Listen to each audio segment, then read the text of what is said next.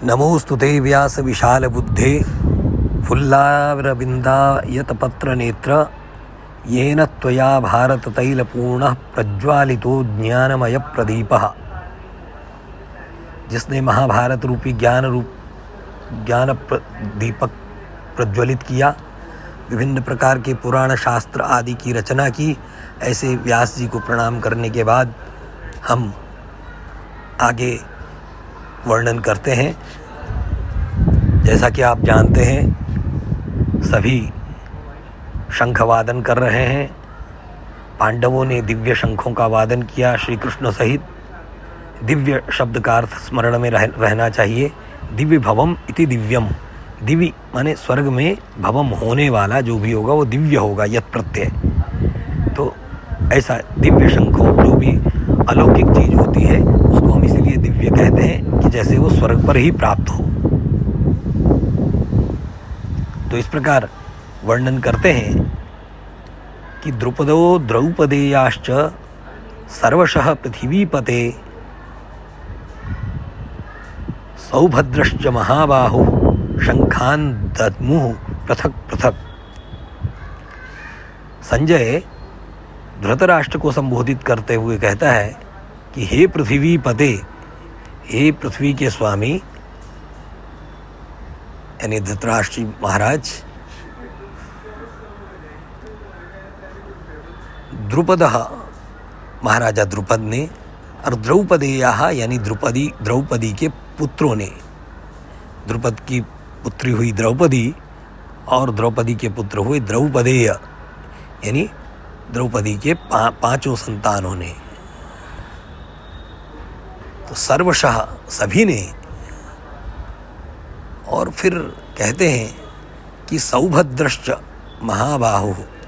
महाबाहु माने महान है, बाहु जिसकी, विशाल है भुजा जिसकी, ऐसी विशाल भुजा वाले अर्थात सुभद्रा के पुत्र अभिमन्यु ने शंखान दद्मुः पृथक पृथक, यानी पृथक पृथक प्रकार के शंख, भिन्न भिन्न प्रकार के शंख बजाए।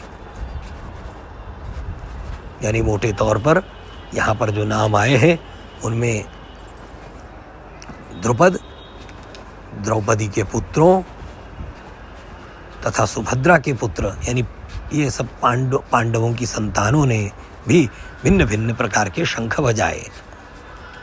और फिर कहते हैं सशब्दो धार्तराष्ट्राणाम हृदयानि व्यदारयत। सशब्दो, और वह शब्द धार्तराष्ट्राणाम, यानी धृतराष्ट्र की संतान हो गए धार्तराष्ट्र। तो धृतराष्ट्र की संतानों के हृदयानि व्यदारयत, हृदयों को विदीर्ण कर दिया। परंतु कैसे? कहता है नभश्च पृथ्वीं चैव, नभ और पृथ्वी को, नभश्च पृथ्वीं चैव तुमुलो व्यनुनादयन।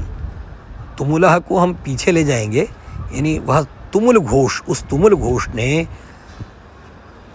धृतराष्ट्र के पुत्रों को हृदयों को मानो विदीर्ण कर दिया, तोड़ दिया। पर कैसे? नभश्च पृथ्वीं चैव अनुनादयन। नभ और पृथ्वी को अनुनादयन माने गुंजायमान करते हुए।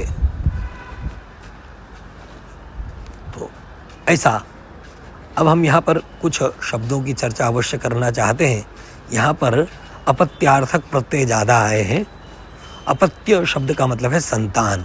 तो संतान के अर्थ में लगने वाले प्रत्ययों को पाणिनि अपत्यार्थक प्रत्यय ही पाणिनि शास्त्र में, व्याकरण में हम जानते हैं।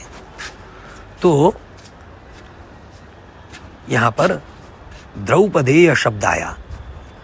तो द्रौपदी से ढक प्रत्यय, यानी स्त्रीभ्यो ढक एक सूत्र है, स्त्रियों से प्रायः ढक प्रत्यय लगता है। तो ढ को ए आदेश हो जाता है, ध्यान रखिए।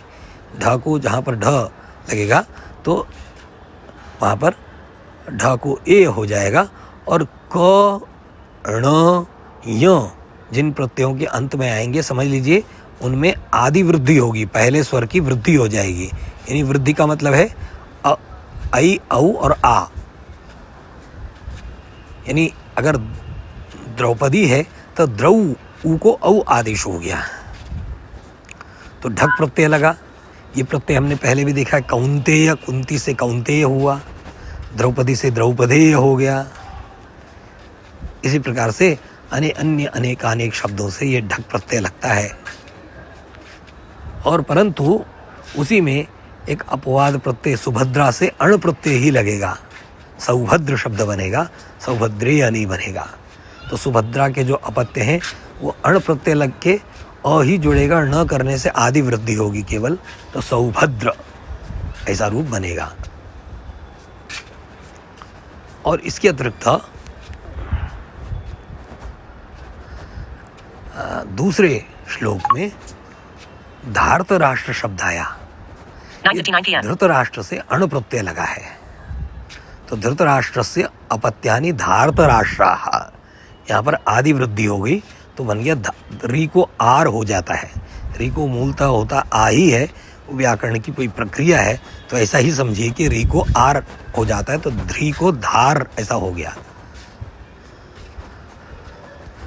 व्यनुनादयन शब्द का प्रयोग हुआ है, वी उपसर्ग है, अनु भी उपसर्ग है, नाद मूलतः नद धातु है, समझ लीजिए नद, तो नद धातु है, उस नद धातु को प्रेरणा में नादयति ऐसा रूप, नदति होता है पर नादयति गुंजाता है, तो व्यनुनादयन माने गुंजाते हुए।